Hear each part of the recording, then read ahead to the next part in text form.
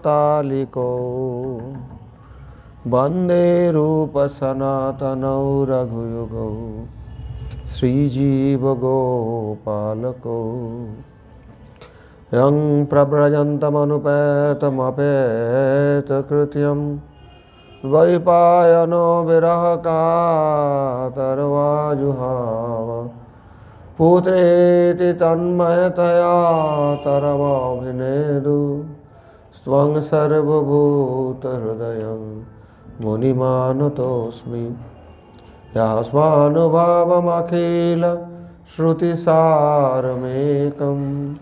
आध्यात्मदीपमतितितीर्षतां तमोन्धं संसारिणां करुणयाः पुराणगुह्यं तं वैशसूनमुपयामि गुरुं मुनीनाम्। नारायणं नमस्कृत्य नरं चैव नरोत्तमं देवीं सरस्वतीं व्यासं ततो जयमुदीरयेत्। नमो धर्माय महते नमः कृष्णाय वेदसे ब्राह्मणेभ्यो नमस्कृत्य धर्मान् वक्षे सनातनान्। श्रीचैतन्यप्रभुं वन्दे बालोऽपि यदनुग्रहात् तरेन्नानमतग्रहात् व्याप्तं सिद्धान्तसागरं। हरे कृष्ण कृष्ण कृष्ण हरे हरे, हरे राम राम राम हरे हरे। अथ श्रीमद्भागवत महापुराणम अथ दशमस्कन्धः अथ प्रथमाध्यायः। श्रीराजोवाच कथितो वंशविस्तारो भवता सोमसूर्ययः राज्ञां चोभयवंश्यानां चरितं परमाद्भुतम्।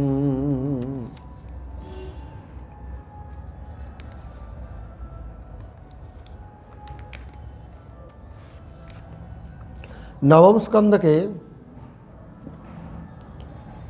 जब समाप्ति भई, संपूर्णता भई, तो उसी वक्त भगवान की जो लीला, कृष्ण लीला 2 श्लोकों में शुकदेव गोस्वामी वर्णन कर दिया। हमें यहाँ पर श्री राजोवाच, राजा परीक्षित के प्रश्न के साथ दसम स्कंद का प्रारंभ हुआ है। राजा परीक्षित शुकदेवम उवाच, परीक्षित महाराज सुखदेव जी से प्रश्न किए थे। भवता सोमसूर्ययः वंश विस्तार कथितः, आपके द्वारा सोम अर्थात चंद्रवंश और सूर्य वंश का वंश विस्तार अर्थात पुत्र प्रपुत्र तत्पुत्र ऐसे जो वंश विस्तार आपने वर्णन किए हैं, और दोनों वंश का चंद्रवंश और सूर्य वंश के जो सारे राजा हुए थे उन सभी के अतीव विस्मयावह चरित्र, आश्चर्यजनक जो चरित्र, उनमें जो विशेष विशेष राजा जिनके अंदर कोई विशेष गुण देखा गया, शौर्य वीर्य तेज देखा गया, आपने वर्णन किए हैं। परमाद्भुतं चरितं वर्णितम। महाराज परीक्षित श्री सुखदेव गोस्वामी से कह रहे, हे भगवान, भगवान मतलब समर्थ अर्थ में है। भगवान बहुत जगह में गुरु का संबोधन किया गया, श्रीमद् भागवत में भी जगह जगह पर इसका संबोधन है, परंतु इसमें भगवान संबोधन से ये भगवान साक्षात है ऐसा नहीं मानना। भगवत अभिन्न प्रकाश विग्रह रूप से भी, गुरु रूप से भी उनको भगवान कहा जा सकता है, अथवा समर्थ है इस अर्थ से भी भगवान कहा जाता है। तो सुखदेव गोस्वामी से महाराज परीक्षित कहने लगे, भगवान, आपने चंद्र और सूर्य वंश के पुत्र आदि अधस्थन क्रम और दोनों वंश के नृपतिगण के अतीव विस्मयावह दिग्विजय आदि चरित्र भी कीर्तन किए हैं। अब श्री विश्वनाथ चक्रवर्ती पाद दसम स्कंद के प्रारंभ में बहुत स्तुति की है। क्यों कि दसम स्कंद भगवान के मुख कमल स्वरूप है, मुखमंडल। ये जो एकादश स्कंद ललाट और द्वादश स्कंद उनके मस्तक है, और दसम स्कंद में जो आश्रय तत्व है, इनमें श्रील वल्लभाचार्य जी अपने सुबोधिनी व्याख्यान में यह क्रम को स्वीकार नहीं किया। अत्र सर्ग विसर्गश्च स्थानं पोषणमूतयः मन्वंतरे शानुकथा निरोधो मुक्तिर आश्रय। दसम स्कंद को उन्होंने निरोध संज्ञा दिए हैं, निरोध लक्षण बताए। परंतु श्रीधर स्वामीपाद और बाकी जितने आचार्य हमारे हुए हैं, गौड़ी आचार्य, सभी ने इस क्रम को स्वीकार नहीं किया। क्यों? कि निरोध होता है जब भगवान आत्मनः शयान सह शक्ति भी, जब भगवान अपने शक्ति के साथ शयन कर जाते हैं। तो 4 प्रकार के प्रलय रूपी जो निरोध का वर्णन है, वो निरोध द्वादश स्कंद में वर्णन है और मुक्ति एकादश स्कंद में है। तो ये जो है दसम स्कंद आश्रय तत्व है, जो जिनके आश्रय करके ये बाकी 9 लक्षण स्थित है। वो आश्रय कौन है? भगवान श्री कृष्ण है। और पद्म पुराण में जो श्रीमद् भागवत के जो पद्म पुराण में या दूसरे याद नहीं आ रहे, जो भी भागवत की जो स्तुति है, उनमें श्रीमद् भागवत के दसम स्कंद को भगवान के प्रफुल्ल मुखमंडल कहा गया है, मुख कमल। नित्यानंद कृष्ण चैतन्य चंद्रोद्वैत पृथ्वा मेधयन प्रेम सिंधुम तप्त स्तंभं स्तेमयंश्चेतयन मां धीन्मन भूयात् स्वेहि कृपारश्मिलेशे। श्रीमद्गदाधर नमो हरे नमस्ते श्रीराम राय नम एव नमः स्वरूप श्रीरूप सानुग नमस्तु नमस्तु तोभ्यं श्रीमत् सनातन नमस्तु नमो नमस्तु। सर्वप्रथम उन्होंने प्रणाम किया किनको? नित्यानंद प्रभु, कृष्ण चैतन्य चंद्र, अद्वैत प्रभु। ये तीनों ने क्या किया? एधयन प्रेम सिंधुम, ये तीनों मिलकर महाप्रभु श्री कृष्ण चैतन्य चंद्र नित्यानंद और अद्वैत के साथ संसार में प्रेम सिंधु को उद्वेलित कर, प्रेम सिंधु को बहुत ज़्यादा क्षोभित कर, तब तो तृणगुच्छ जो है उसका भी आर्द्रीभूत किए हैं। अर्थात सूखा हुआ घास जहाँ जहाँ पड़ा था संसार में, माने ऐसी कोई बाढ़ आ जाए, प्रलय आ जाए कि वो घास तक भी पानी पहुँच जाए, वो भगवान श्री कृष्ण चैतन्य चंद्र धीन्मान भुआत स्वयं कृपा रश्मि लेश ही, अपने कृपा रश्मि का एक कण, एक कृपा रश्मि का एक कण देकर कृपा किरण छटा में हमारा चैतन्य संपादन पूर्वक हमें आनंदित करें। भूया स्वही कृपा रश्मि लेश ही स्तेमयं चेतयन मांग। कहता है जो घास होते हैं बड़ा तुच्छ माना जाता है संसार में, बड़े बड़े पेड़ पौधा तो बाद में सूखता है, घास भी जहाँ सूख गए, ऐसे संसार में प्रेम सिंधु का वर्धन कर उस घास तक कभी गीला कर दिया है जो महाप्रभु नित्यानंद प्रभु और अद्वैत के साथ लेकर वो महाप्रभु हमारे चेतयंग, हमारे चैतन्य संपादन करें। क्यों? कि हम जो है हम श्रीमद् भागवत के दसम स्कंद की चर्चा करने जा रहे हैं। क्योंकि ये प्रारंभ में प्रथम स्कंद में जब ईश्वर चक्रवर्तीपाद ने मंगलाचरण किया, वहाँ भी तो किया। ये हर स्कंद के प्रारंभ में तो मंगलाचरण नहीं किया, दसम स्कंद के प्रारंभ में अलग से मंगलाचरण क्यों किया? कि दसम स्कंद कहने को सुनने का अधिकारी होते हैं, तो इसलिए अलग से उन्होंने कृपाभिक्षा की है महाप्रभु को कि वो प्रेम देकर हमें भी चैतन्य प्रदान कीजिए। श्रीमद् गदाधर नमो हरे नमस्ते, गदाधर पंडित जी को प्रणाम कर रहे हैं। क्यों? कि श्रीमद् भागवत के जो वक्ता गदाधर पंडित हैं और श्रोता महाप्रभु है, जगन्नाथपुरी में ये लीला प्रकट किए हैं। महाप्रभु साक्षात गदाधर पंडित जी से भागवत श्रवण करते थे। जो गदाधर पंडित जी राधा जी के अवतार है गौर लीला में, परंतु भाव राधा जी के जैसा नहीं है, दक्षिणा भाव है। और कृष्ण महाप्रभु रूप से आए, लेकिन यहाँ संभव नहीं, दोनों विप्रलम्ब है। राधा भी कृष्ण कृष्ण करके रो रहे हैं और कृष्ण भी आके राधा भाव लेकर कृष्ण कृष्ण कर कर कहकर रो रही है। तो वो गदाधर पंडित भागवत सुना रहे, राधा रानी के जो स्वरूप है, और साक्षात महाप्रभु भागवत सुन रहे। इसलिए महाप्रभु नित्यानंद प्रभु और अद्वैत प्रभु के स्तुति करने के बाद चैतन्य प्राप्त करे, मैं ऐसी कृपा आशीर्वाद कीजिए, ऐसी कृपा दृष्टि प्रदान कीजिए। उसके बाद श्री विश्वनाथ चक्रवर्ती पद गदाधर पंडित जी को प्रणाम किया है। फिर नरहरि शरकर ठाकुर को प्रणाम किया है, क्योंकि नरहरि शरकर ठाकुर महाप्रभु को जो ब्रज लीला के मधुमती नाम की गोपी थी पूर्व लीला में, उन्होंने नरहरि ठाकुर उन्होंने महाप्रभु को हर समय कृष्ण रूप से ही दर्शन करते, अन्यथा दर्शन नहीं किया। इसलिए कोई कोई उनको गौर नागरी ऐसी अपवाद प्रदान करते हैं, परंतु वास्तव में ऐसा नहीं। मैंने भी गुरु महाराज जी से पूछा, जैसे ऐसी बात नरहरि ठाकुर ने लिखे है क्या? गुरु महाराज जी बोला वो तो महाप्रभु को कृष्ण रूप से दर्शन करते। जब कृष्ण रूप से दर्शन करेंगे तो कृष्ण रूप से तो नागर है, परंतु गौर रूप में नागर, ऐसा कोई बात नहीं है। नरहरि शरकर ठाकुर ने ऐसा नहीं बोले। अतएव महामहिम सकले गौरांग नागरी है न, श्लोक नहीं बोले। तो नरहरि शरकर को प्रणाम किए हैं।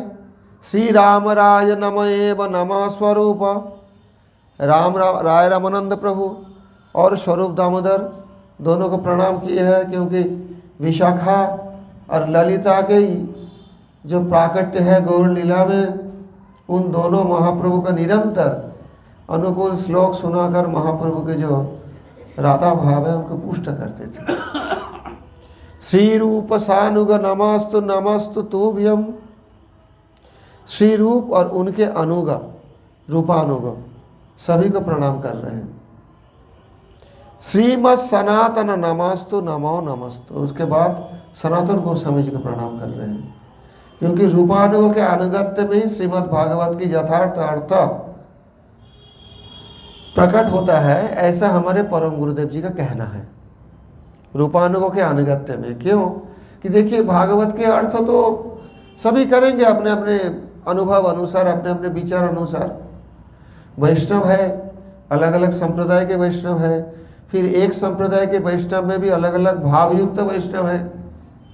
तो भागवत ये नहीं है कि और उन्हें नहीं समझते, परंतु रूपानुग आचार्य लोग जितने गहरी तक पहुँचेंगे वो और किसी के बस के बात नहीं है, ये वास्तवता है। इसलिए ये करपात्री नाम के हुए थे, वो अद्वैतवादी थे, विद्वान थे और भागवत की सारी टीकाएं पढ़ चुके थे और व्याख्यान भी करते थे। उनका अभी भी वो आपको नेट में कोई कुछ वीडियो ऑडियो छोड़ते हैं, वीडियो तो उनका है नहीं, उस समय की बात है। उन्होंने बारंबार, देखिए अद्वैतवादी है, वो तो ना रामानुजीय है, ना माधव है, ना गौड़ीय है। उन्होंने बारंबार कहते, आप सुनेंगे अभी भी ऑडियो है, नेट में दिखते हैं कि भागवत गौड़ियों का संपदा है और किसी ने भागवत में इतना प्रवेश नहीं करना, और विशेष रूप से रूपानुग गौड़िय। सख्य रस के होंगे वो तो सख्य भाव के ही बात समझ पाएंगे ज़्यादा, और मधुर रस में भी जो भिन्न भिन्न प्रकार के भाव है उसी अनुसार चलेंगे। परंतु रूपानुग क्या करते हैं, वो साक्षात जो भगवान के जो अंतरंग लीला है ये सभी समझते हैं। इसलिए भागवत के यथार्थ प्रवेश एक रूपानुग का होता है। इसलिए विश्वनाथ चक्रवर्ती पाद कहते हैं श्री रूप सानुग, रूप गोस्वामी जी के उनके अनुगों के सहित मैं प्रणाम करता हूँ। उसके बाद सनातन गोस्वामी प्रभु का प्रणाम करते हैं। क्यों कि श्रीमद् भागवत के आधार पर अगर साध्य साधन तत्व को किसी ने यथार्थ रूप से निर्णय किए हैं तो सनातन गोस्वामी पाद अपने दिग्तर वैष्णव तोषिणी टीका दशम स्कंद के और बृहद भागवत ग्रंथ के माध्यम से साध्य साधन तत्व को परिष्कार किए हैं। इसलिए सनातन गोस्वामी जी को प्रणाम किए। श्रीमद् भागवती दिव्य दशम स्कंधामृतांभो निधो खेलन याश्वकरो धृतैरसकणैर् आर्दं तटस्थानभि चाक्रेयस्य महात्म्यमीलितमः श्रीरूपविख्यापिते सर्वैर्दृश्यत एव नाटकवरे शास्यमेतद् यथा। अभी वक्तुंगपानमहंस्य पद्धतिमिह व्यक्तिगतानां हि यः सिद्धानां भुवने बभूव सनका दीनं तृतीयः पुरा सांगं भक्तिरसं रहस्यमधुना भक्तेषु संचारयन् एकः सोऽवततार विश्वगुरवे शुद्धाय तस्मै नमः। एक तो उन्होंने कह रहे श्रीमद् भागवत के जो दिव्य दशम स्कंध रूप अमृत समुद्र, श्रीमद् भागवत के दशम स्कंद रूप दिव्य अमृत समुद्र, उसी में खेलन यह का करो धृतई रसकण ही आर्दांग तटस्थान। अभी मानो कोई बड़े व्यक्ति, बलशाली व्यक्ति समुद्र में उतरे है स्नान करने के लिए, और ऐसी समुद्र तो सांसारिक समुद्र है, अमृत समुद्र में वो गोता लगा रहे और वहाँ खेल रहे, जल क्रीड़ा कर रहे, और किनारे जो है उनको थोड़ा थोड़ा पानी छीटा रहे, वहाँ से उनके ऊपर छीटा लग रहा है आप ही आप। खेलन जहाँ शकर धृत ही रसकण आर्दांग तटस्थान होगी, जो तटस्थ में है, जो अभी रस समुद्र में उतारा नहीं है, या जिनका उस अधिकार नहीं हुआ रस समुद्र में उतारने के लिए, योग्यता प्राप्त नहीं किए इसलिए समुद्र में उतर नहीं पाए, तो किनारे ठाड़े है बेचारा तट पे। अर्थात संसार रसा और भक्ति रस के बीच में मानो उनको भी स्वकर धृत ही शिकर है रस का नहीं आर्दांग, जो उन तटस्थ व्यक्तियों को भी उसी भागवत दशम स्कंद के दिव्य अमृत सिंधु के रस का छींटा दे रहे वहीं से। अर्थात सनातन गोस्वामी पद का उद्देश्य है भागवत रस आस्वादन करना, परंतु उन्होंने उसमें गोता लगाते हुए और उसी अमृत कण छिड़काव करते हुए जो किनारे जो ठाड़े हैं उन लोगों को भी कुछ कुछ प्रदान किया है अमृत, जिनका उतरने की योग्यता नहीं हुई या उतर नहीं पाए। चक्रे यस्य महत्व मीलितमः श्री रूप विख्यापित ही। चक्रे यस्य जिनके महत्व महिमा श्री रूप गोस्वामी पाद ने अपने प्रसिद्ध दोनों नाटक में विदग्ध माधव नाटक और ललित माधव नाटक में प्रख्यान किए हैं, जो सभी ने आश्चर्यान्वित होकर दर्शन करते हैं। किन की महत्व महिमा? सनातन गोस्वामी जी के महत्व महिमा रूप गोस्वामी जी विदग्ध माधव और ललित माधव नाटक में प्रख्यापित किए संसार में। जो अच्छी तरह से दोनों नाटकों का अध्ययन किया वो समझ पाएंगे, नहीं तो समझ नहीं पाएंगे।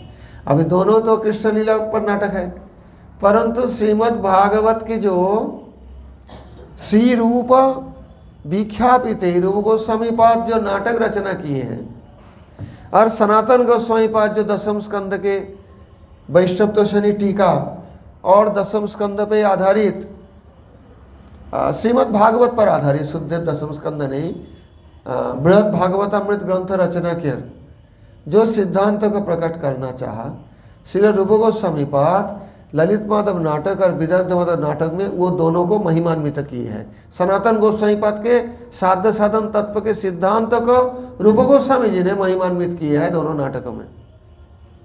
उसका ही कंटिन्यूएशन चौथी श्लोक में कह रहे भक्तुंग पारमहंस पद्धतिमिह व्यक्तिगतानां हि यः।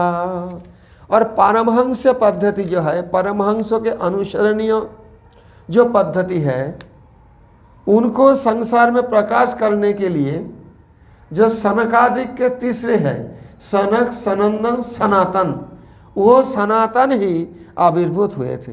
अभी क्या करे उन्होंने?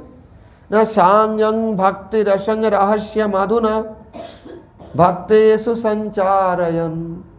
ये जो परमहंस वेश है गौड़ीय संप्रदाय में, प्रवर्तन सनातन गोसाई पास से हुआ। ये हमारे इतिहास में मिलते हैं। वक्तुंग पारमहंस पद्धति मिह व्यक्तिगतानां हि यः सिद्धानां भुवने बभूव सनका दीनांग तृतीयः पुरा। तो सनकादि में से जो तृतीय है, तीसरे है सनातन, उन्होंने अवतार लिए हैं संसार को पारमहंस पद्धति क्या है वो व्यक्ति रूप से शिक्षा देने के लिए। तपोवन मिश्र के पुराना धोती लेके उन्होंने वेश बनाया, यही तो बाबा जी वेश के इतिहास है। और वो जो भोट कंबल, 3 मुद्रा भोट कंबल माधुकरी ग्रास, वो भोट कंबल बहुत महंगी कंबल होता है। भोट कंबल के मतलब मेरे को लगता है भोटे कहते हैं तिब्बतियों को। तो उधर जो कंबल मिलता है वो एक अलग तरह के एक पश्मीना होते हैं, आप लोग सुने होंगे कि पता नहीं, मेरे ख्याल से वो पश्मीना ही होगा। वो सबसे महंगी ऊल है वो, लेकिन वो पश्मीना बकरी होता है, वो पहाड़ में चराते हैं, उसी बकरे के लोम से जो बनता है उसे पश्मीना कहते हैं। वो देखने में सिल्क जैसा और गरमाई देगा ऊल जैसा। एक पश्मीना आप ओढ़ेंगे हल्का है, लेकिन लगेगा एक रेजा ही ओढ़ लिया। बहुत महंगी आता है, अभी भी बहुत महंगी है। उधर लद्दाख लेह एरिया में जो भोटे होते हैं तिब्बती तो नहीं भारतीय है, परंतु उनके जो संस्कृति है तिब्बतियों से मिलते हैं। लेह लद्दाख में जाके लगेगा हम तिब्बत में हैं या चीन में हैं या नेपाल में हैं, क्योंकि उधर के जो बौद्ध धर्म है दलाई लामा के अनुयायी है, और आगे तिब्बत लग ही जाता है उससे। तो वो जो भोट कंबल उस जमाने में 3 मुद्रा के मतलब 3 स्वर्ण मुद्रा भी कितना होगा, एक स्वर्ण मुद्रा अगर 10 ग्राम के हो, 3 स्वर्ण मुद्रा का कीमत कितना होगा। अब 50,000 में तो मेरे ख्याल से 10 ग्राम आता है। 1.5 लाख रुपया का कंबल था वो।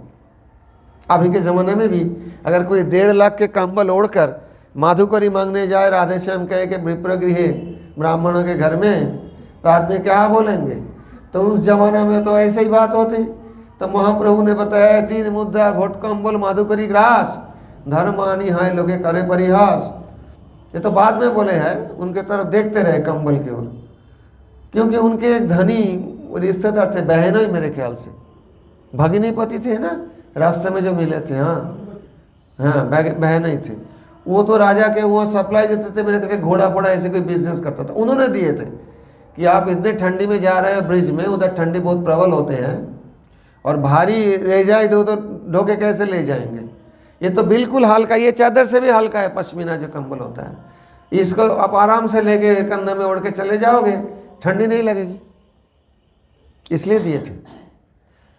तो काशी में तो ठंडी होते ही है। तो जब एक गौड़ी या कोई बंगाली था, वो अपना फटा हुआ गुदड़ी सुखा रहे थे वहाँ गंगा किनारे धोके, तो देखा धुले हुए तो है, चलो उनसे बोला जो तुम ये ले लो अब मुझे बदली में ये गुदड़ी दे दो। बोला तमाशा करते हो, देखने से तो आपको शरीफ आदमी लगते हैं, मेरे जैसे गरीब से ऐसे तमाशा करने आए हो। बोला नहीं मैं तमाशा नहीं सचमुच कहता हूँ।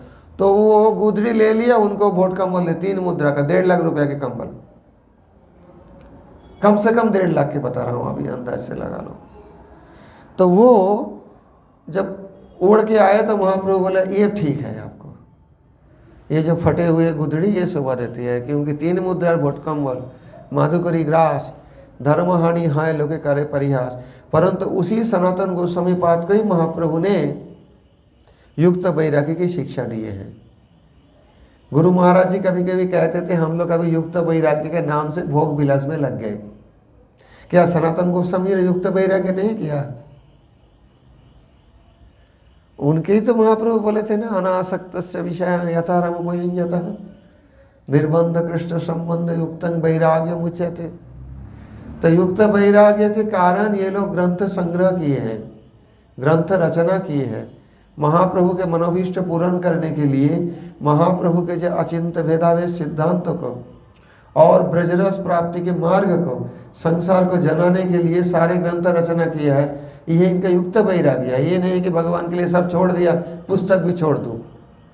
किसी ने मुझे पूछा इतना पुस्तक कहाँ मिलते थे, रूप गोस्वामी जी ने इतना रेफरेंस दिए।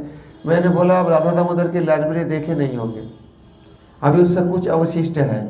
बहुत बड़ा लाइब्रेरी था उनको, तो अभी वृंदावन रिसर्च इंस्टीट्यूट में रखा हुआ है जो कुछ बचा कुचा है। तो लाइब्रेरी था उनके पास, एक रोटी भी मांग के खाते, लेकिन लाइब्रेरी भी। उस जमाने के लाइब्रेरी मतलब हस्तलिखित प्रति, इतना आसानी नहीं था। अभी तो इतना बड़ा मठ है, हम लाइब्रेरी बनाने के लिए सोचते नहीं हैं, क्या करें पुस्तक लेके। जो मठ के प्रकाशन है वही नहीं पढ़ते।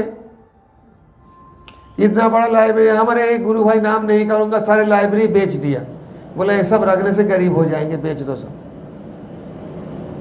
तो यही तो हमारी स्थिति है, युक्त वैराग्य की यह स्थिति है। और रूप सनातन पेड़ के नीचे रहे थे, लेकिन उनका लाइब्रेरी देखो अभी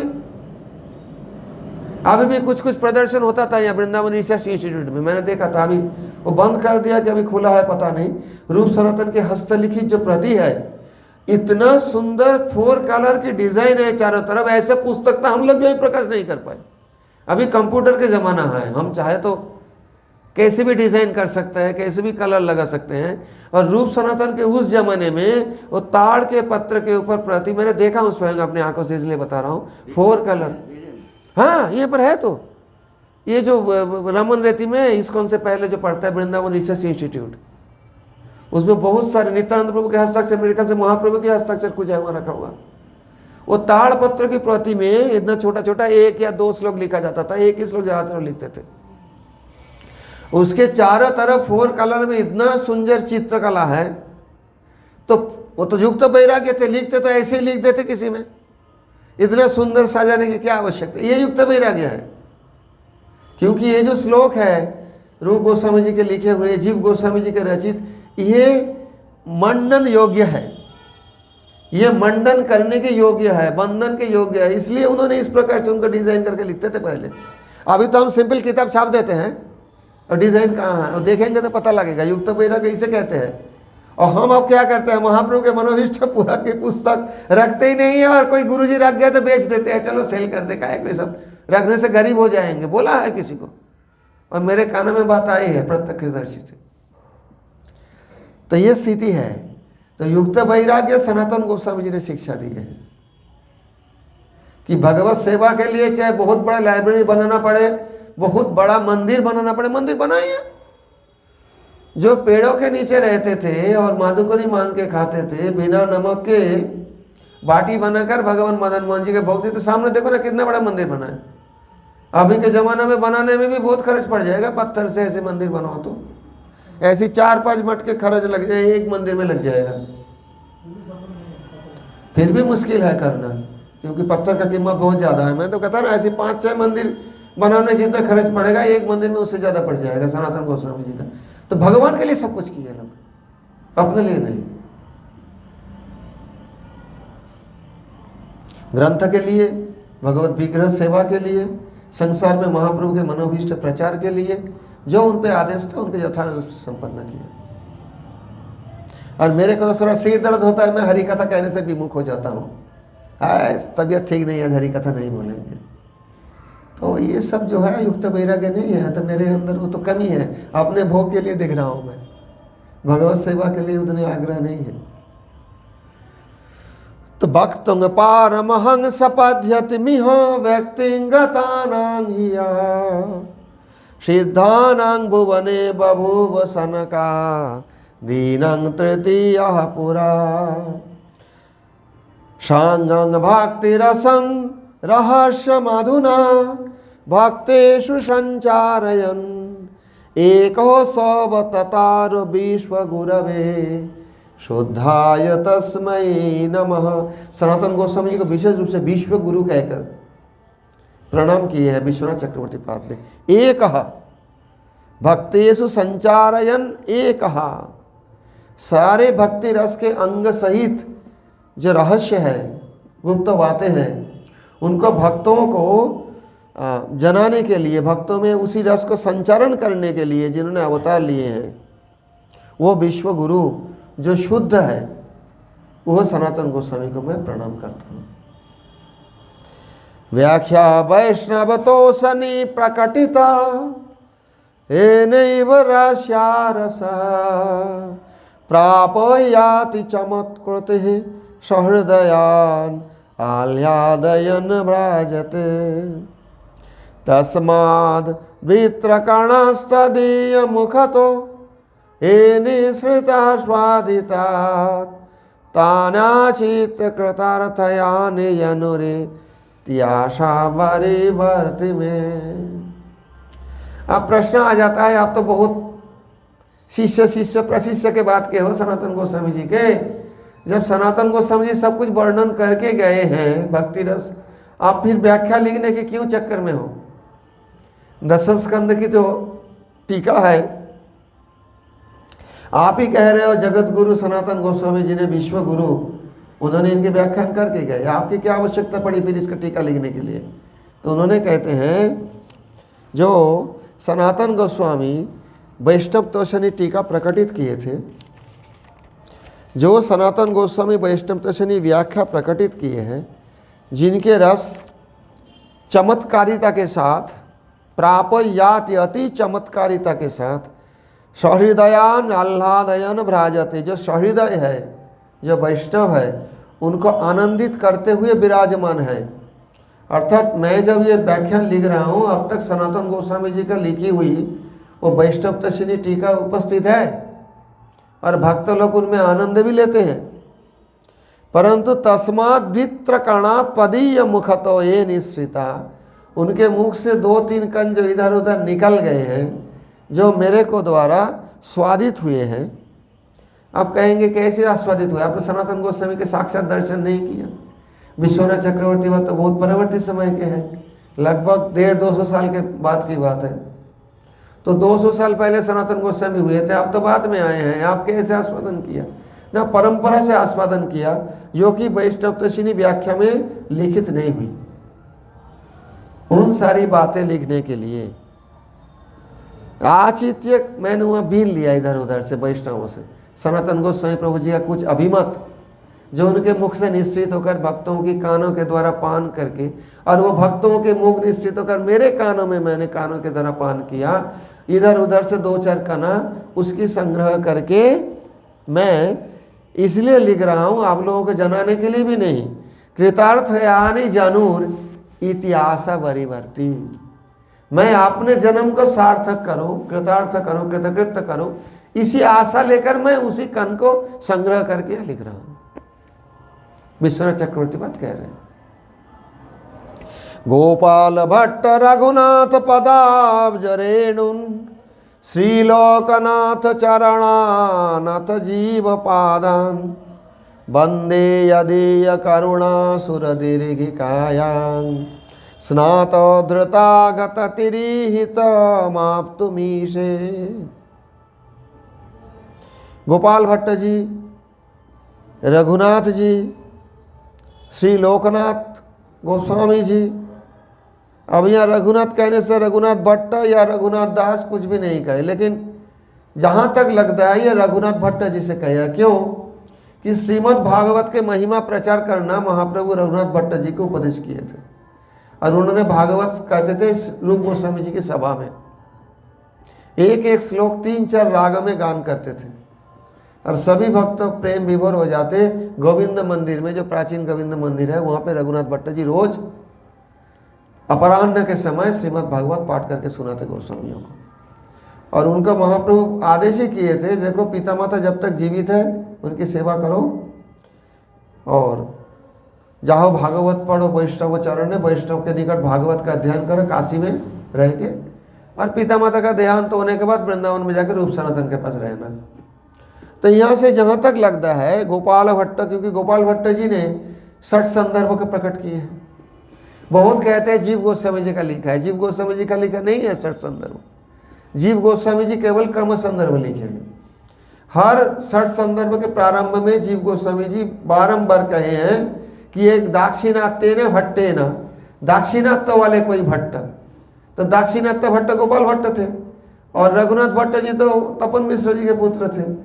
तो दाक्षिणात्य भट्ट ने इसको लिखा है, लेकिन थोड़ा खंड विखंड इधर उधर था, मैं उसको सजा दिया हूँ बस।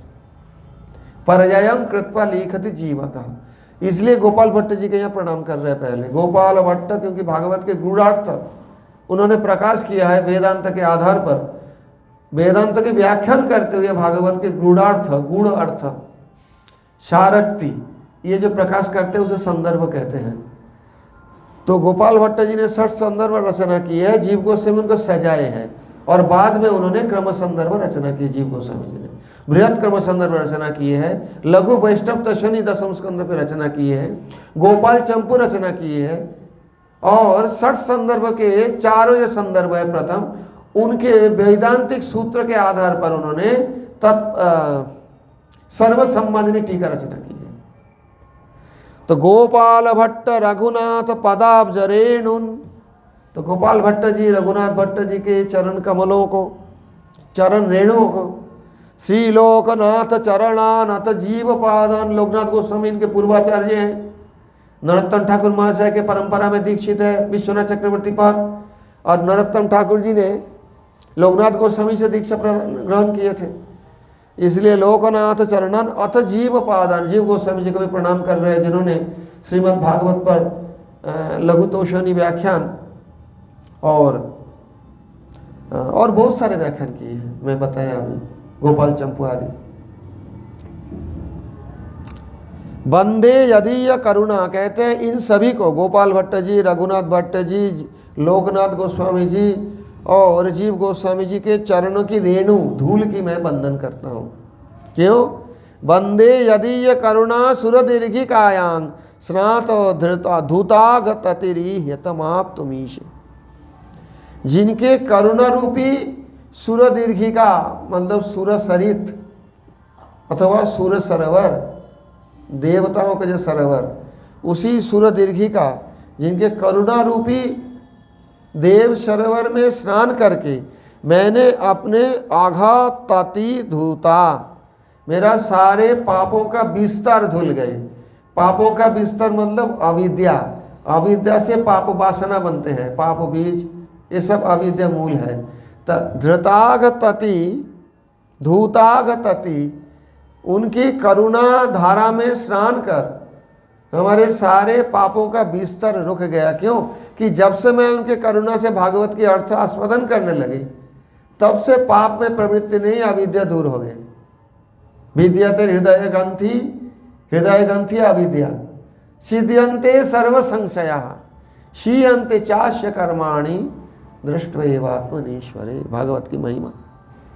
तो इन सभी के कृपा से ही हितुम धृतागततिरी हितुम आप तुम ईशे, और भगवत प्राप्ति के लिए एक योग्यता, मैंने कुछ छोटी सी योग्यता प्राप्त की है, कभी भगवत प्राप्त कर लेंगे ऐसी आशा मेरी अंदर है।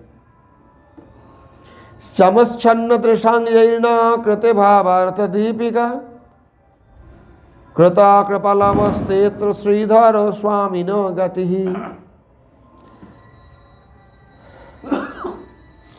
तमश्छन्न दृशांग नह कृते यही भावार्थ दीपिका कृता, हम सब तम अज्ञान से आच्छन्न दृष्टि है हम सभी के लिए, जिन्होंने भावार्थ दीपिका नामनी टीका रचना किए हैं, ऐसे करके हम पर कृपा लाभ, कृपा प्रदान किए हैं।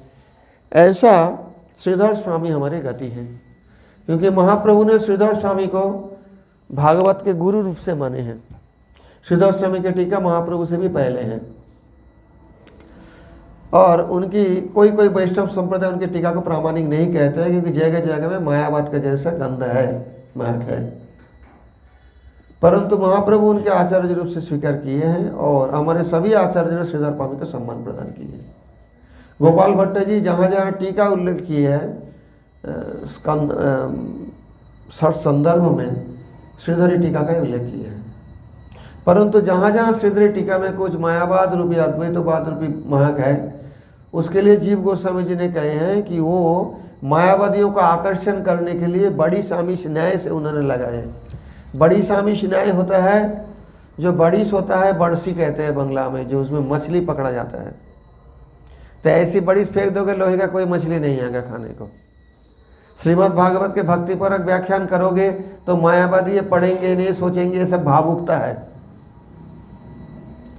जो वेदांत सार ग्रंथ में ये जो भक्ति ये सब मानस व्यापार रूपानी बताया दिया, मन कल्पित सब पूजा आचरण, इससे मन शुद्धि होता है, इतना बताया हो बस। बाकी ये सब तो निम्न लोगों के लिए है। अद्वैतवादी कहते हैं जो गृहस्थी है वैष्णव आचार में रहेंगे, संन्यास लेंगे तो फिर वैष्णव क्या सेवा पे बकाया, तो स्वयं ब्रह्म हो जाएंगे। उनके विचार है। ऐसी व्यक्ति का आकर्षण करने के लिए सीधा समय सीधा सीधी भागवत की भक्तिपरक व्याख्या करते पूरा ही पूरा, तो वे लोग नहीं आते। इनको आकर्षण करने के लिए बड़ी इसमें क्या करते हैं मछुआरे, आमिष लगा देते हैं थोड़ा सा, बड़ी के आगे थोड़ा सा मछली या कोई ऐसे कुछ टुकड़ा पकड़ा देता है, उसी के लालच में मछली उसको पकड़ लेते हैं, फिर फंस जाते हैं। तो ऐसे मायावादियों को भागवत रस में फंसाने के लिए श्रीधर स्वामीपाद ने, बड़ी स्वामी ने ऐसे जगह जगह में थोड़ा थोड़ा मायावाद का महक लगा दिया, वो पढ़े तो कम से कम भागवत। ये हमारे जीव गोस्वामी जी का व्याख्यान है।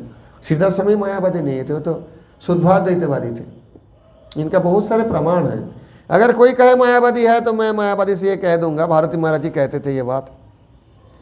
मैंने उनसे पूछा कि ये सब तो श्रीधर स्वामी को मायावादी कहते हैं, मायावादी भी कहते हैं हमारे संप्रदाय के थे। तो भारती महाराज जी बोला फिर उनसे पूछो, उनका जो सिद्धांत है मान लेंगे ना, फिर तो बात ही क्या है। ब्रह्मण शक्ति माया ब्रह्मण अंश जीव, ये जो वास्तव वस्तु ब्रह्म है, जिनकी शक्ति माया है, जिनके अंश जीव है, मायावादी मान लेंगे तो फिर तो क्या बात है, हमारे साथ एक ही बात है, फिर वैष्णवी हो गए। आपके संप्रदाय के हो तो आप उनके सिद्धांत आपके संप्रदाय के है क्या, बस वहीं पे चुप हो जाता है। मायावादी बोल नहीं पाता, फिर वो तो ब्रह्म की शक्ति नहीं मानता, निशक्ति ब्रह्म मानते हैं, जीव का अलग अस्तित्व नहीं मानते हैं। श्रीधर स्वामी तो स्वीकार किए हैं, श्रीमद् भागवत प्रथम स्कंद के दूसरे श्लोक में ही बताया ये बात। इसलिए श्रीधर स्वामी को प्रणाम किए हैं विश्वनाथ चक्रवर्ती पाद, वही हमारे गति हो। व्याख्या लेख्या तदीयाया भक्त चित्त प्रमोदनी, काचित प्रभुनं काचित तु श्रीमद् गुरु कृपोदिता। जो व्याख्या यहाँ लिखने जा रहा हूँ मैं, लेख्या मेरे लिए जो लिखा जा रहा है वो भक्त चित्त के प्रमोद देने वाले हैं, भक्तों का हृदय को प्रमोदित करने वाले। और काचित प्रभुनं, ये जो प्रभुओं का वर्णन किया बहुवचन में, अर्थात गोपाल भट्ट जी, रघुनाथ जी, रूप सनातन आदि जो जो आचार्यों का पूर्वपूर्ण वर्ण, श्रीधर स्वामी। काचित प्रभुनं काचित तो श्रीमद् गुरु कृपादिता, कुछ कुछ मैं वहाँ से लिया हूँ और कुछ कुछ मेरे गुरु कृपा से हृदय में उदित हुआ है, अपने क्रेडिट नहीं लिया। आकर स्थान में सारे महिमा अर्पण करना चाहिए, प्रभुपाद जी का कहना है। तो विश्वनाथ चक्रवर्ती अपने गुरु के प्रति महिमा प्रकट कर रहे हैं, महिमा अर्पण कर रहे हैं। श्री गुरु श्रीमद् गुरु कृपोदिता, मेरे व्याख्यान में कुछ कुछ तो ये प्रभुओं की कृपा से है प्रकटित, और कुछ कुछ मेरे गुरु की कृपा से जो उदित हुई है बस। प्रणम्य श्री गुरुं भूयः श्रीकृष्णं करुणार्णवं लोकनाथं जगच्चक्षुः श्रीशुकं तमुपाश्रये। गोपराम जन प्राण प्रेयसेति प्रभुष्णवे, तदीय प्रियदास्याय मां मदीयमहं ददे।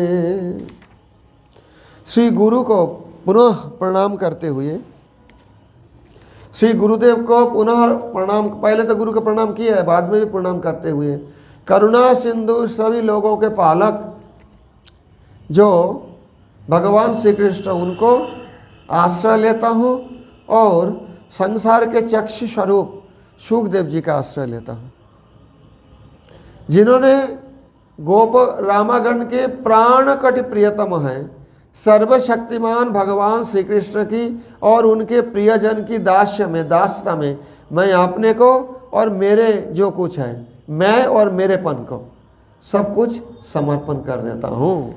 क्योंकि जब तक ये नहीं होगा तब तक भागवत दशम स्कंद की व्याख्या हृदय में स्फुरित नहीं हो पाएगा। हर रोज अर्चन के बाद हम कहते हैं कि मेरा और मैंपन जो कुछ है सब आपके लिए है। ये सनत कुमार संगीता का वो पाठ करते हैं ना, दशमेनु क्रम प्राप्त निरोधं परिहाय यत् आश्रयं व्यक्ति मुनिराट तेनेदं प्रतिपाद्यते। वो मैंने पहले बता दिया। अनुक्रम प्राप्त निरोध, अनुक्रम से नवम स्कंद के बाद दसम स्कंद में निरोध होना चाहिए, लेकिन उसका हम परिहार करते हैं, उसी अनुक्रम का यहाँ अनुसरण नहीं करेंगे। ये जो ईशानु कथा के बाद हम आश्रय तत्व का यहाँ व्याख्यान करें, क्योंकि मुनिराट, मुनि श्रेष्ठ श्रीधर स्वामीपाद और शुकदेव गोस्वामी, दोनों को मुनिरट शब्द कह सकते हो। तो शुकदेव गोस्वामी आश्रय लक्षण को पहले व्याख्यान किए हैं, उसके बाद मुक्ति, उसके बाद निरोध, एकादश और द्वादश स्कंद में व्याख्यान किए। इसलिए उसी मुनिराट शुकदेव जी जिस प्रकार से किया है हम ऐसे ही करते हैं। प्रथमा पीठतां स्कंद द्वयं चरण युग्मतां चतुर्थादि कठिनाभिभक्ष दौर्युग कंठतां द्वादशैकदशं शीर्ष बालादित्वमगात् क्रमात् श्रीमद्भागवत कृष्णस्य दशम मंजुहास्यताम् ध्येय सर्वांग मुख्यं यद् हास्यं नान्तेश संस्थिति यथा तथाश्रय स्कंद नैवान्ते स्थातुमर्हति। अतः श्री दशमे ब्रह्म परमात्मादि नाम भाग आश्रयो वर्ण्यते कृष्ण नवलक्षण लक्षिता ईशानवर्तिनाम अम्बरीषादीनां कथोदित नवमे दशमे साक्षात ईशस्यैव कथोच्यते।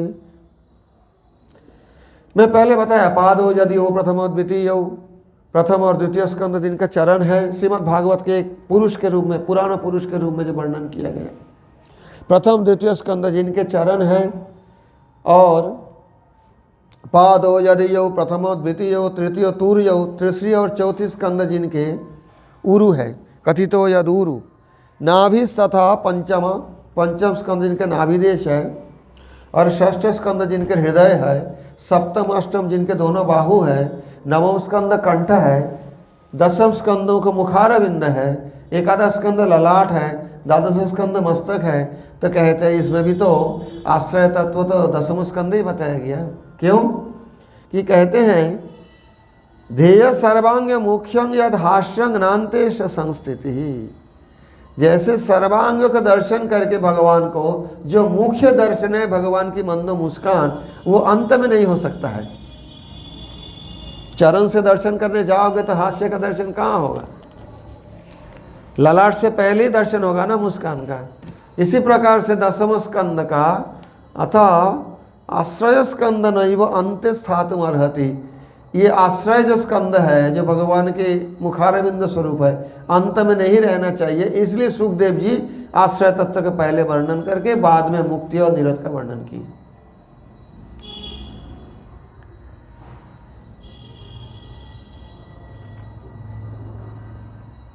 अतः श्री दसम स्कंद में ब्रह्म परमात्मा आदि नाम युक्त जो आश्रय भगवान कृष्ण का वर्णन किया गया, जो नवलक्षण से लक्षित है, लक्षण से लक्षित किया जाता है। लक्षण लक्षित कैसा होता है, न्याय के शब्द है ये, न्याय का बताओ क्या लक्षित किया जाएगा। गौ एक पशु है ना, तो इसका लक्ष्य किया जाता है, लक्षित किया जाता है, जो इसके द्वारा लक्षित किया जाएगा उसे लक्षण कहते हैं। और लक्षण होना चाहिए निर्दोष। ये न्याय की बात है, लेकिन ये नहीं समझ, लक्ष्य नहीं समझ पाएंगे। तो गौ को लक्षित किया जाता है गौ शब्द के द्वारा। गौ एक शब्द है, गाय तो नहीं है वो, और गाय एक पशु है, तो शब्द गौ के द्वारा पशु गाय को लक्षित किया जाता है। हर शब्द में है, दृष्टांत स्वरूप न्याय में बताता है ये। अब उसका लक्षण क्या है, गौ कौन है, गौ लक्षण किस लक्षण के द्वारा लक्षित करेंगे। अगर कोई कह दे श्रृंगवत्वम गौत्वम, सींग रहने से वो गाय है, जिसका सींग है वो गाय है, तो वो अतिव्याप्ति दोष लग जाएगा उसमें। क्यों, मैं संक्षेप में बताता हूँ, बहुत कठिन विषय है साधारणतः।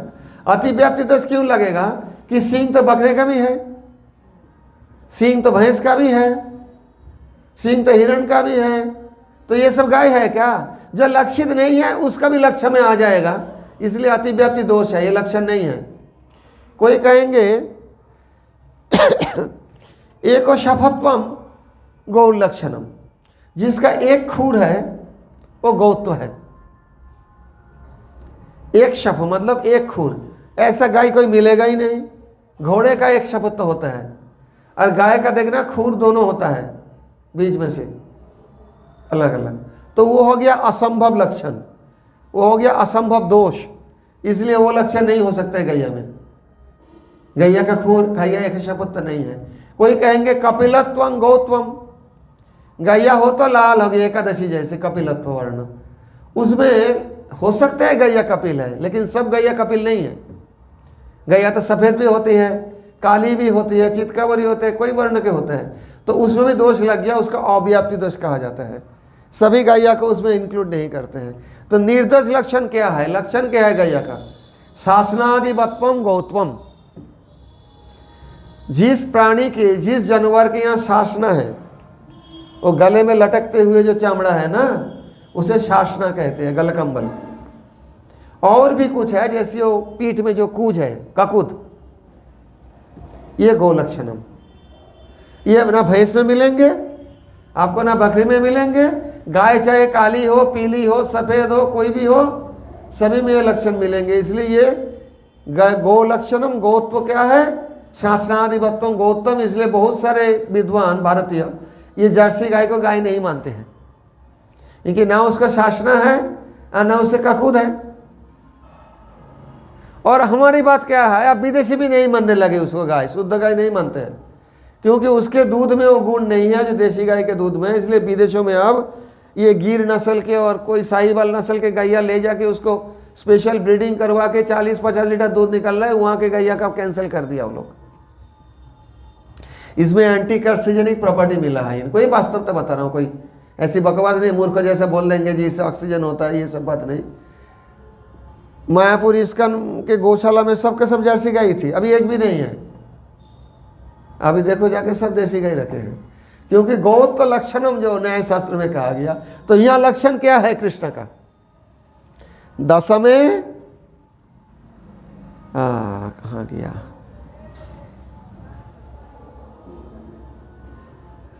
आश्रयो वर्णते कृष्ण नवलक्षण लक्षिता। ये नवलक्षण सर्ग, विसर्ग, स्थान, पोषण, उति, मनमंत्र, ईशानु कथा, ये नवलक्षण के जरा जो लक्षित होता है, ये नवलक्षण जिसमें है वो आश्रय है। जैसे जिसमें शासना है, ककूद है, गौ है, ऐसे ही जिसमें नवलक्षण है, सर्ग, विसर्ग, स्थान, पोषण, उति, मनमंत्र, ईशानु कथा, उसी के तरह लक्षित आश्रय तत्व भगवान श्री कृष्ण वर्ण्यते, इसी 10वें स्कंद में वर्णित हुए हैं। और नवम स्कंद तक ईशानुवर्ती नाम अम्बरीशादी नाम कथोदिता। अम्बरीशादी जो भगवान के अनुवर्ती भक्त राजा हुए थे, उनकी वर्णन है। और 10 में साक्षात ईश का ही कथा, ईश कथा है, अर्थात भगवान श्री कृष्ण की कथा कही गई है। निताई गौर प्रेमानंदे हरि हरि बोल। मंदिर खुल गया ना? अभी खोला नहीं है? अच्छा वो उठा है तो चलो अभी बंद क्यों करेंगे? निताई गौर कह दिया, मैंने सोचा कि मंदिर खुल गया। इधर उधर रुको, प्रश्न भी नहीं, पाठ के समय प्रश्न नहीं, बाद में बोलना। सचेश्वरो गोप एव कृष्ण पूर्णतम ब्रज। अभी तक मैं ये व्याख्यान कर रहा हूँ ये विश्वनाथ चक्रवर्ती के मंगलाचरण का, 10वें स्कंद के मंगलाचरण। हाँ नहीं, ये जानना चाहिए ना क्यों उन्होंने किया ऐसा। पहले तो मंगलाचरण किया है, तो प्रथम स्कंद से व्याख्यान करने लगे, 10वें स्कंद में आके क्यों फिर किया है? उसे कारण ये है। सच ईश्वर गोप एव कृष्ण पूर्णतम ब्रजे। और भगवान वो जो ईश्वर है कृष्ण, ये गोप रूप से ब्रज में पूर्णतम है। पुरद्वये पूर्णतरो पूर्ण क्षत्रिय उच्यते। और दोनों पुर जो है मथुरा और द्वारका, उनमें पूर्णतरः और पूर्ण क्षत्रिय कहा गया है। ब्रज में गोप है, मथुरा और द्वारका में वो क्षत्रिय है, यदुवंशी चंद्रवंशी क्षत्रिय। एवं स्थलश्च त्रैविल्ला लीलाश्च त्रिविधोदिता बाल्यादि तत्तदालंबी भक्त वेदात सहस्रधा। कहते 3 प्रकार के जो स्थल होने के कारण लीला में भी त्रिविधता है। ब्रजलीला जिस प्रकार है, मथुरा लीला उस प्रकार के नहीं है, और मथुरा लीला जिस प्रकार के है, द्वारका लीला उस प्रकार के लीला नहीं है, क्योंकि स्थल अलग है, लीला भी अलग है, अलग प्रकार के हैं। बाल्यादि तत्तदालंबी। और फिर भक्त जिस जिस प्रकार के आलम्बन का आश्रय करते हैं, विषय आलम्बन, तो कोई बाल कृष्ण का विषय आलम्बन भक्ति का अपने विषय मानते हैं, तो उनके लिए कुछ और तरह के लीला भगवान ने प्रकट करते हैं। जो कृष्ण का अपने सखा मानते हैं, किशोर कृष्ण को या पौगंड कृष्ण को, उनके लिए फिर कुछ और तरह की लीला प्रकट करते हैं भगवान। भक्त भेदात सहस्रधा। एक तो 3 प्रकार की भेद है, ब्रज लीला, मथुरा लीला, द्वारका लीला, और एक भक्त भेद से जो जैसे भक्त जिस प्रकार स्वरूप के जिस प्रकार रस से पूजा करना चाहते हैं, उपासना करना चाहते हैं, उनके लिए सहस्रदा, हजारों, सैकड़ों भेद है। এগুলো পড়েন না আপনারা? হ্যাঁ, এগুলো পড়েন না? पंडित तो কোথায়? अरे सिंपल लिखा हुआ है, इसमें कौन सी पांडित्य की आवश्यकता है? বুঝে যায়। पांडित्य हाँ समझा जाता है, इतना कठिन नहीं है। आद्य ही पंचमेर अध्याय जन्म प्रासंगिकी कथा, जन्म चाश्य ततो बाल्य लीला नवभिरीरिता। आद्य ही पंचमेर अध्याय, पहले जो पंचाध्याय है उनमें जन्म प्रासंगिक कथा है, जन्म प्रसंग में जो कुछ है 5 अध्याय में। और जन्म चाश्य ततो बाल्य लीला नवभिरीरिता, और जन्म से शुरू करके बाल्य लीला 9 अध्याय तक है, मतलब उससे आगे 5 और 9 14 अध्याय तक। षड्भी पौगंड लीलांत कैसर रस चर्चिता, उसके बाद जब 15 से शुरू करके 6 अध्याय 21 तक, 15, 16, 17, 18, 19, 20 तक, 20 अध्याय तक भगवान का जो है पौगंड लीला के अंत और कैसर रस चर्चिता कुछ लीला के वर्णन है। ततः कैसर लीला ऊनविंशत्या ब्रजमंडले, उसके बाद जो 19 अध्याय है, अब जोड़ लो कितना हुआ, 20 और 19 39 39, ये अध्याय में सारे कैसर लीला वर्णन है ब्रजमंडल में। उसके बाद एक न स्तुतिरक्रूढ़ कृतिका दशभिस्ततः लीलासन माथुरी शेषवी द्वारकायांग निरूपिता, और बीच में एक अध्याय है अक्रूरकृत स्तुति है। उसके बाद आपको जो कितना बता रहा है यहाँ, 10 अध्याय में माथुर लीला, तो 1 और 10 हो गया, अब कितना हो गया, 39, 40, 50, और उसके बाद द्वारका लीला 51 से 90 अध्याय तक। लीलाशन माथुरी शेषे द्वारकायांग निरूपिता, तदेवं दशमेऽध्याये नवत्या वर्णिता हरे लीला नित्य किशोरस्य निखिलाकर्षिणी शितो। ये 10वें अध्याय में जब 90 अर्थात 90 अध्याय है, इनमें नित्य किशोर कृष्ण का लीला, संसार का आकर्षणी करने वाले जो लीला है, सारे संसार को, संसारी व्यक्ति को आकर्षणी करने वाले, जीवों का आकर्षण करने वाली जो आकर्षणी लीला है वो वर्णन है। तत्र तो प्रथमे श्रोत्री वक्त्रागति माधुरी देवाज्ञाकाशवाकांक्ष देवक्याश श्रुतात्यय। और सर्वप्रथम जो अध्याय है 10वें स्कंद की, इसमें श्रोत्री वक्तर आगति माधुरी, श्रोता और वक्ता दोनों का यहाँ कुछ माधुरी वर्णन है, क्योंकि निवृत्तर शेर उपगीयमानता आदि ये सब वर्णन के बाद श्रोता वक्ता की यज्ञता और गति माधुरी, देवाज्ञा आकाशवाक, देवताओं का जो आज्ञा, और देवताओं ने जो आकाशवाणी किया, भगवान ने देवताओं का आज्ञा किया जाओ सब जन्म ले लो, और देवता ने जो आकाशवाणी किए हैं कंसात देवक्या, और उस आकाशवाणी सुनकर कंस के द्वारा देवकी का 6 पुत्रों का हत्या अत्याय, ये वर्णन है प्रथम अध्याय में। এটা पूरा करो तो वो टिकटा एक टुखानी আছে।